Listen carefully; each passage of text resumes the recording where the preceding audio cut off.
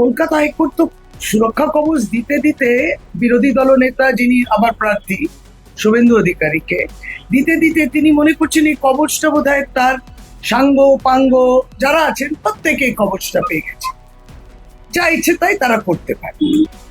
ওই অশোককরণ, তো ওই জায়গাটায় কিছু সাধারণ মানুষের একটা বাড়ি তৈরি নিয়ে সমস্যা হচ্ছিল।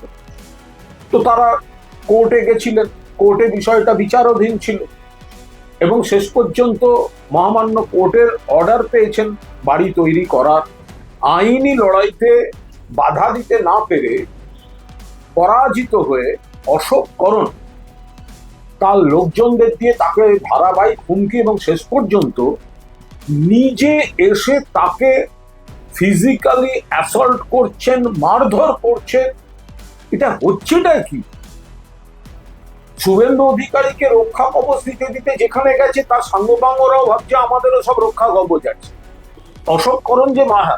অশোককরণ যে মারছে, দেখুন লোকটা নেমে এসে বেধড়ক মারতে শুরু করলো এবং তারপর অশোককরণের চেলা চামুন্ডারাও তাকে মারছে। এটা কি? জঙ্গলের গুন্ডাগিরি করছে। ফলো করুন সংবাদ প্রতিদিন ডিজিটাল।